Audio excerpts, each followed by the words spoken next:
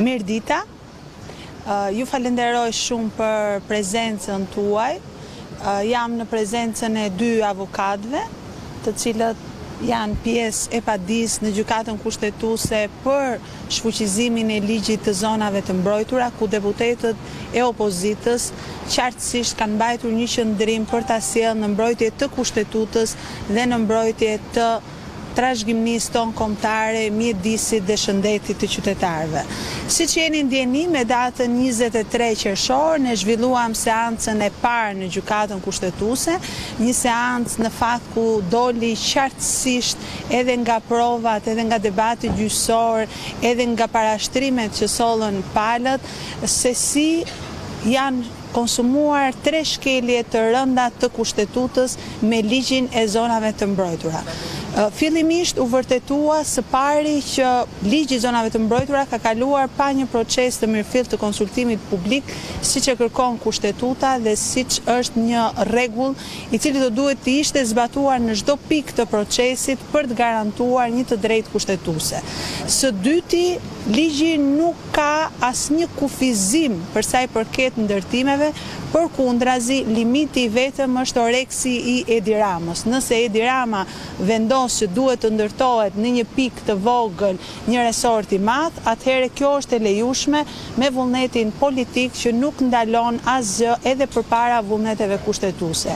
Së treti, ndryshe nga sa kanë mashtruar dhe kanë kaluar në procedurë parlamentare, ligji ka realisht një faturë financiare, një faturë e cila sheu ligjvënësve dhe nuk është deklaruar dhe nuk është raportuar. Për shembull, nga vetë parashtrimet e Këshillit të Ministrave, ne na vjen në dieni që harxhohen dhe parashikohen të harxhohen 820.000 euro për parkun kombëtar të Lumit Vjosa. Ju e keni parë këto ditë në fakt degradimin që ka parku kombëtar i Lumit Vjosa dhe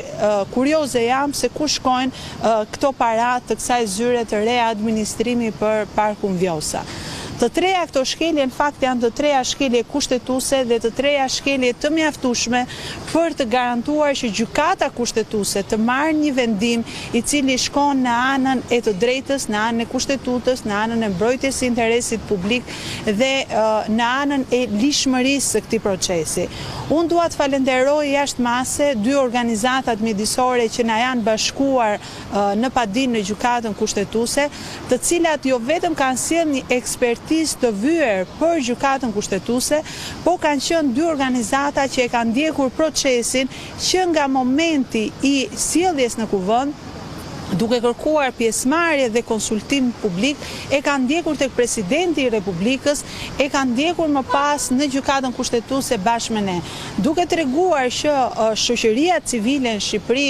edhe aktivistët në Shqipëri realisht e kanë interesin për mjedisin dhe duan të zbatohet ajo e drejtë që i jep kushtetuta në nenin 56 të saj.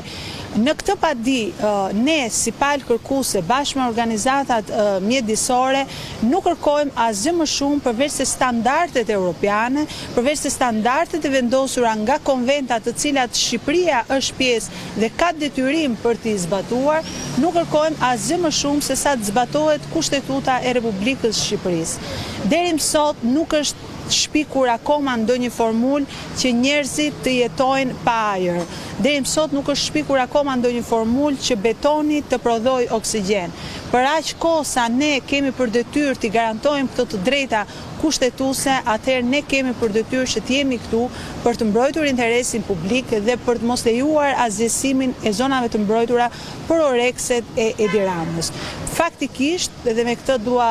ta mbyll, ne kemi bërë çdo përpjekje dhe do bëjmë çdo përpjekje për të garantuar që mbrojtja e zonave të mbrojtura mos jetë thjesht një emër në ligj, por të jetë një mbrojtje reale që garanton konservimin dhe ruajtjen e tyre, por që garanton që këtë të mirë që ne e gëzojmë sot, ta gëzojnë dhe brezat e ardhshëm në Shqipëri, për shkak të po ashtu një detyrimi tjetër kushtetues, që është solidariteti social, që ne brezave të ardhshëm t'ju lëmë diçka më të mirë se ajo që kemi jetuar vetë, dhe jo thjesht një resort, një hotel dhe një strukturë ndërtimore e cila vjen për interesat e një oligarku në pushtet dhe jo për interesin publik. Ndaj ne do të vazhdojmë seancën sot dhe patjetër do t'ju njohim në vimësi me vendimarrjet e gjykatës kushtetuese dhe urojmë që gjykata kushtetuese të jetë në lartësinë e detyrës që ka, të shikojë provat dhe faktet, të ndjekë interesin publik dhe të marrë një vendim siç e duan gjithë shqiptarët dhe siç e kërkon